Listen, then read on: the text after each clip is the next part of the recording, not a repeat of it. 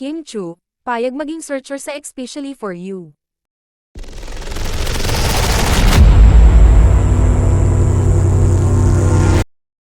Tila nakarelate ang kapamilya host na si Kim Chu sa naganap na episode ng Especially for You ng It's Showtime, kung saan binalikan ng mag-ex na sina Trisha at Lester ang naging ugat ng kanilang hiwalayan.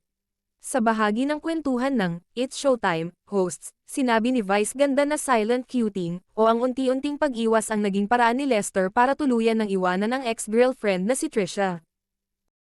Palaging sinasabi ng mga boys yun na hindi nila kayang makipag-break talaga kaya naghihintay lang talaga sila.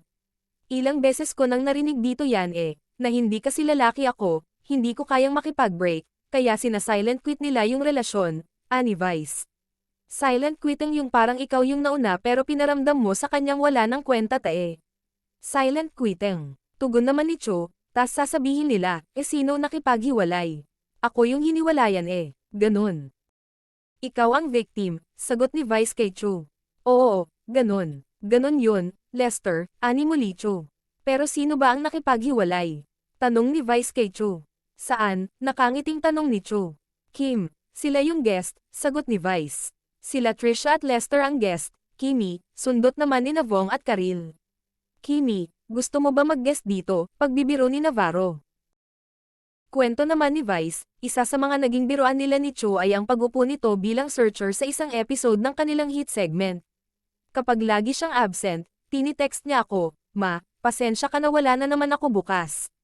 Pero huwag ka mag-alala, mag-guest ako sa Especially for You, ani Vice. Sa birthday ko, hindi ako magpo-prod kung ikaw ang guest, whole day episode. Hindi, joke lang, tuldok. Game na game naman si Cho nang itinanong sa mga kasamahang host kung sino ang mga tao sa likod ng kurtina na maaari niyang pagpilian. Hahanap kami ng mga pasabog na ganyan, mga anak ng business tycoons, syempre kailangan mga achievers rin, yung may ipagmamalaki. Hindi pwedeng basta-basta kay Kim Chu. Kim Chu is such a powerful woman, tugon ni Vice. Yung may sapat siyang pagkatao na hindi niya ikaka-insecure ang mga nangyayaring tagumpay ni Kim Chu, patuloy pa ni Vice. Ganon ba yon? Pag-isipan ko muna ha, nakangiting pahayag ni Cho.